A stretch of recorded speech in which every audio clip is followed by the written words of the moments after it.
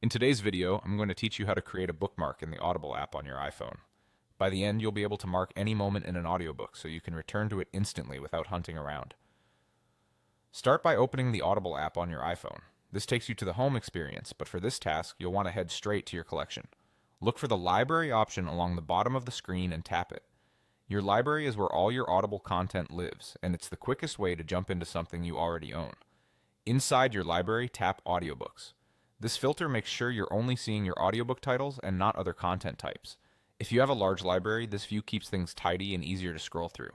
Find the audiobook you want to listen to and tap it to open it. At the bottom of the screen, you'll see the player bar. If your audiobook is minimized there, tap the player bar to open the full player. The full player gives you the full set of playback controls and options, which is exactly what you need to create a bookmark at the perfect moment. Now that you're in the full player, look toward the bottom right corner for the bookmark icon labeled Clip.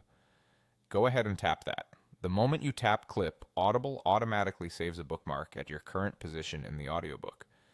There's nothing else you need to do. No extra confirmation or menu to navigate.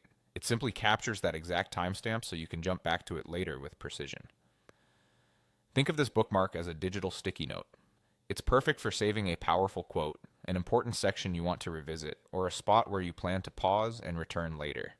If you want your bookmark to be extra accurate, it can help to pause right before a sentence you care about and then tap Clip as you resume listening.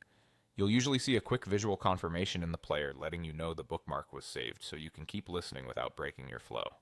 That's all it takes. Open Audible, go to Library, choose Audiobooks, pick your title, open the full player from the bottom bar, and tap the Clip icon. Your bookmark is saved automatically at your current position, making it easy to revisit the exact moment you care about anytime you need.